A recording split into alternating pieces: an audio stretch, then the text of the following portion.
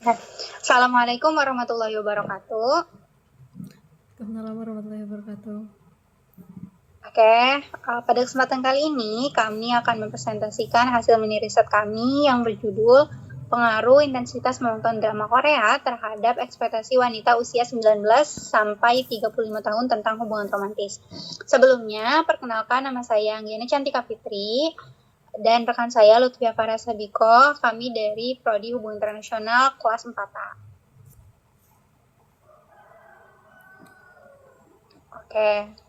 Seperti yang kita tahu ya teman-teman, kalau drama Korea atau drakor ini kan sangat populer, khususnya di kalangan wanita yang usia produktif. Kemudian alur ceritanya itu yang sering kali menggambarkan romantisme dan penggambaran pasangan ideal, seringkali menampilkan hubungan yang hampir sempurna. Yang mana gambaran ini tuh berpotensi membentuk ekspektasi tidak realistis terhadap hubungan di dunia nyata. Nah, penelitian kami ini ingin mengetahui apakah intensitas menonton drakor ini mempengaruhi pandangan wanita terhadap cinta dan pasangan. Nah, penelitian kami ini bertujuan untuk menganalisis pengaruh intensitas menonton drama Korea terhadap tingkat ekspektasi wanita usia 19 sampai 35 tahun terhadap hubungan romantis. Nah, secara khusus ini kami ini ingin mengetahui apakah terdapat hubungan yang signifikan antara frekuensi, durasi, dan keterlibatan emosional dalam menonton drama Korea yang kami masukkan ke dalam variabel X dengan harapan terhadap pasangan ideal, romantisme, kesetiaan, dan kesempurnaan hubungan yang kami masukkan ke dalam variabel Y. Nah, penelitian kami ini berangkat dari pertanyaan utama, apakah terdapat pengaruh intensitas menonton drama Korea terhadap ekspektasi wanita usia 19 sampai 35 tahun terhadap hubungan romantis. Nah, oleh karena itu, masalah utama yang ingin diidentifikasi itu dalam penelitian ini tuh adalah rumusan masalah yang tadi saya sebutkan. Nah, untuk objek penelitian dan seterusnya akan dijelaskan oleh rekan saya kepada Lutfia Faras. Dipersilakan. Baik, terima kasih. Kemudian di sini ada objek penelitian. Objek penelitian kami adalah wanita yang berusia 19 sampai 35 tahun. Kemudian ada penonton drama Korea. Selanjutnya adalah responden penelitian. Karena jumlah responden populasi yang tidak diketahui pasti, kami menggunakan teknik non-probability sampling. Teknik ini adalah teknik pengambilan sampel di mana tidak semua anggota populasi memiliki peluang untuk dipilih, dan di sini kami mempertimbangkan secara subjektif untuk memilih sampel. Kemudian ada purposive sampling di mana sampel dipilih berdasarkan kriteria tertentu yang relevan dengan tujuan penelitian. Dalam hal ini kami mengambil sampel dengan menyebarkan kuesioner di Best K-Drama Manifest dan mendapat responden sebanyak 163 orang. Boleh next slide. Kemudian ada variabel uji. Di sini kami memiliki dua variabel. Yang pertama itu adalah variabel X, yakni intensitas menonton drama Korea. Yang kedua ada variabel Y, yakni ekspektasi terhadap hubungan romantis. Boleh next slide. Oke, kemudian kami ada hipotesis uji. Hipotesis merupakan prediksi awal gitu. Di sini H0 tidak ada hubungan yang signifikan antara intensitas menonton drama Korea terhadap ekspektasi romantis wanita usia 19 sampai 35 tahun. Kemudian H1-nya ada hubungan yang signifikan antara intensitas menonton drama Korea dan ekspektasi romantis wanita berusia 19 sampai 35 tahun. Boleh next slide. Oke, kemudian bagian statistika deskriptif akan dijelaskan oleh Anggiana. Kepada Anggiana, dipersilakan. Oke, bisa teman-teman lihat di sini ada dua diagram lingkaran, yang mana seluruh responden itu 100% dari 163 orang itu adalah wanita dan semuanya menyatakan pernah atau sering menonton drama Korea. Yang mana hal ini itu sesuai dengan kriteria yang kami tetapkan, yaitu responden itu harus berjenis kelamin wanita, berusia antara 19 hingga 35 tahun, dan pernah menonton drama Korea. Dengan data ini, kami ini bisa memastikan bahwa hasil penelitian kami itu memang fokus dan relevan untuk menggambarkan ekspektasi romantis di kalangan wanita usia produktif yang menjadi target utama dalam penelitian kami. Dengan kata lain, hasil analisis yang nanti kami sampaikan itu benar-benar mencerminkan sasaran sehingga dapat diinterpretasikan secara lebih spesifik dan mendalam. Nah, selanjutnya itu mengenai MEAN ya, teman-teman.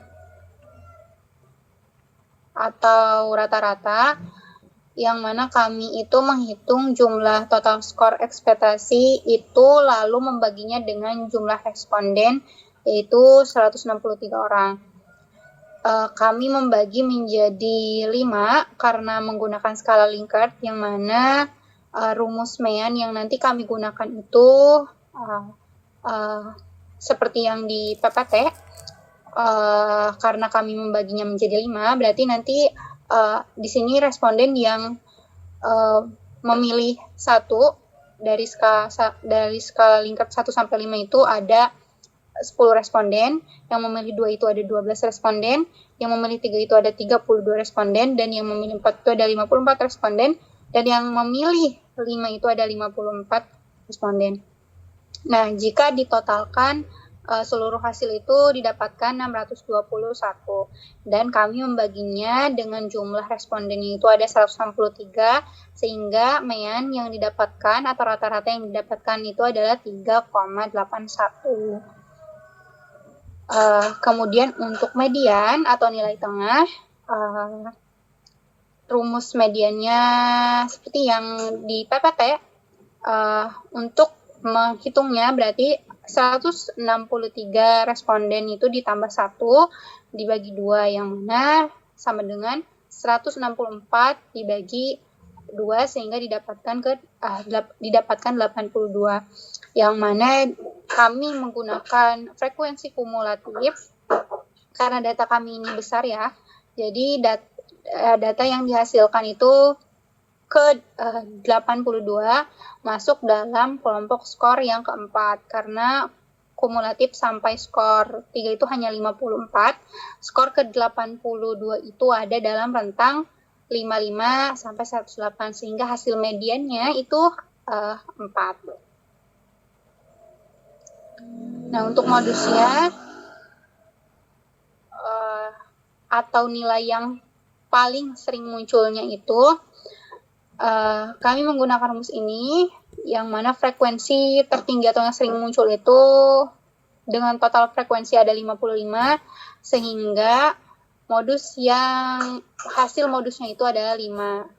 Karena skor kelima itu skor dengan responden dengan frekuensi yang tertinggi.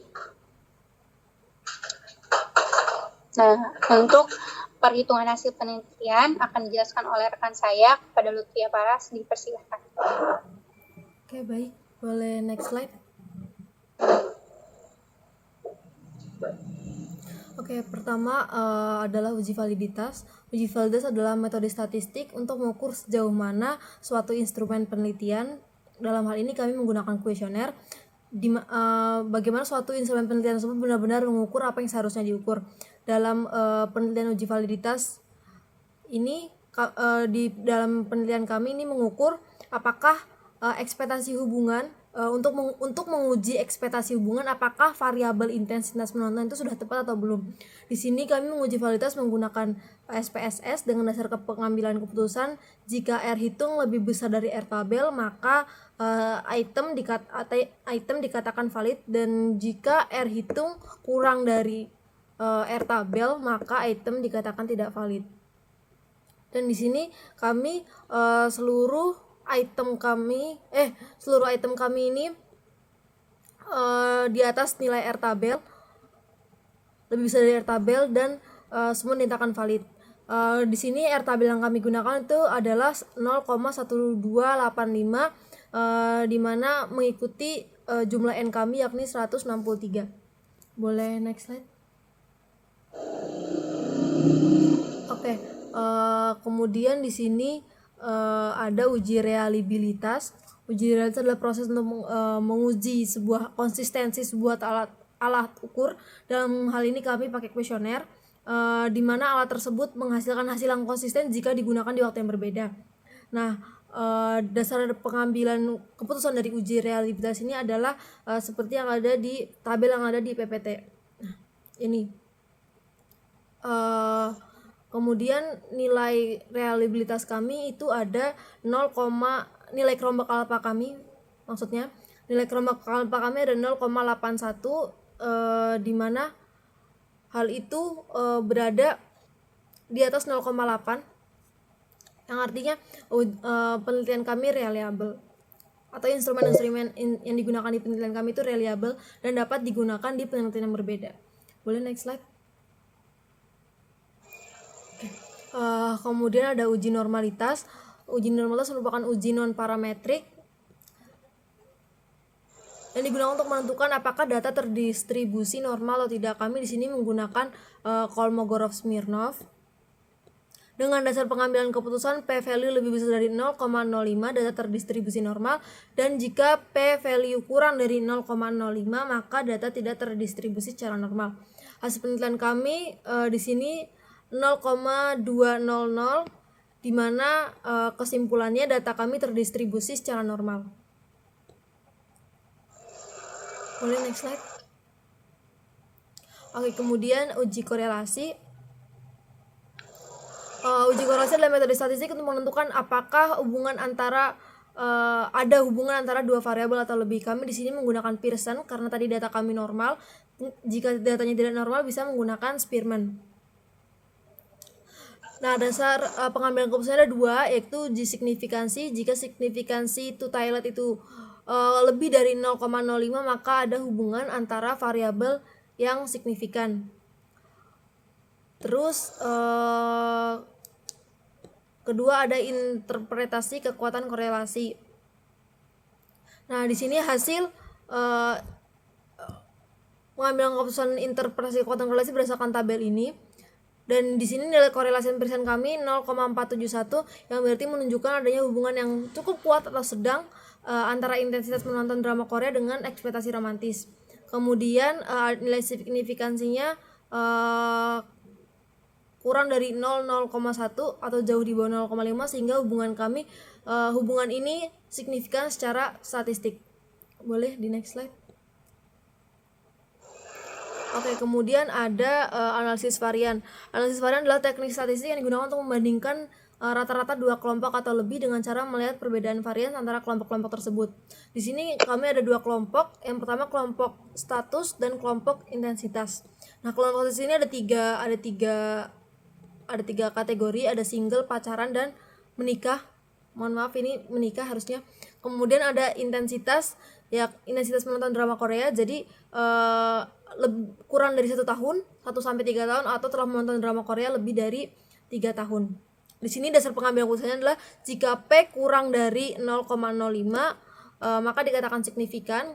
Jika P lebih dari 0,05 maka dikatakan tidak signifikan.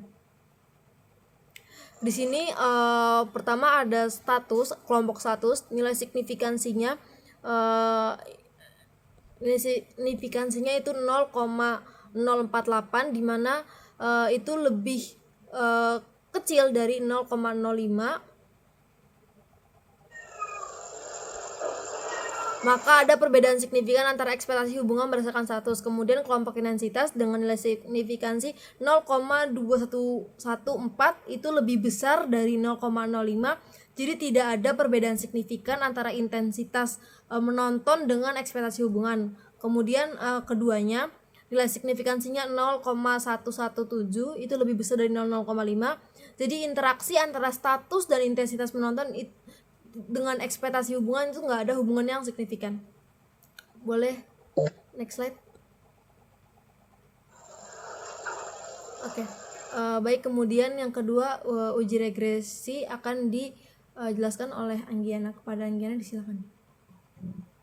Oke, untuk uji regresi itu digunakan untuk mengetahui seberapa besar pengaruh variabel independen atau X terhadap variabel dependen Y-nya secara langsung dan linear. Nah, untuk dasar pengambilan keputusannya itu ada 3, ada uji signifikasi ANOVA, yang mana jika signifikansinya kurang dari 0,05, maka model regresi signifikan dan variabel X berpengaruh terhadap Y.